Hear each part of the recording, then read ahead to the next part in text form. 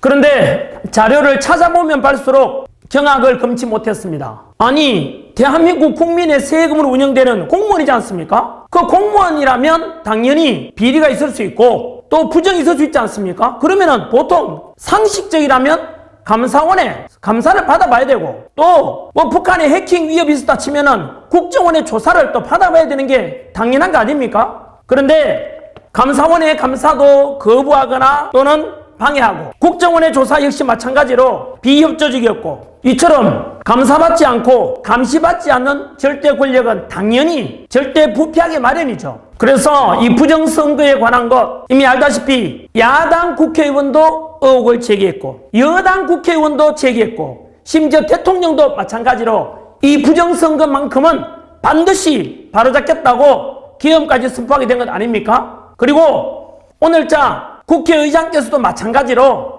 국회에다 불러놓고 국민들에게 일어나는 의혹을 해소하지 못했지 않냐라고 따지기도 했습니다.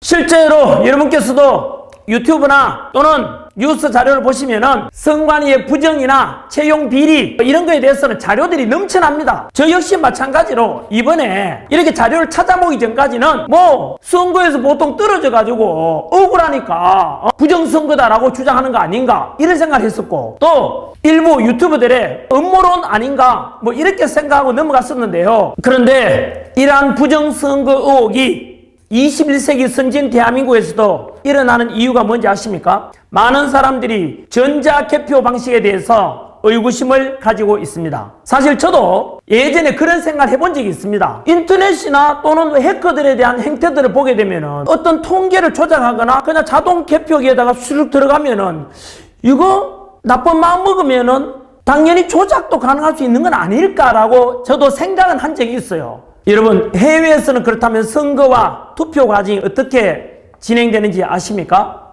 일본, 대만, 캐나다, 독일 같은 이런 선진국에서도 놀랍게도 선거와 투표, 개표까지 모두 다 수작업으로 진행된다고 합니다. 대만의 경우에는 투표를 했지 않습니까? 그러면 이동하지 않고 그 자리에서 선거 참관인들이 보는 가운데서 개표를 바로 합니다. 왜냐하면 투표함이 이동되면은 역시 부정을 저지를 가능성이 있고 심지어 교도소나 또 해외나 또는 군부대에서도 마찬가지로 투표를 하게 되면은 이동하면은 부정이 일어날 수 있다는 것을 사전에 예방하기 위함입니다. 여러분, 대만이라는 나라가 전 세계 반도체 수출 1등입니다. IT 강국, 디지털 강국 대만에서 왜 그렇게 수작업으로 당하겠습니까?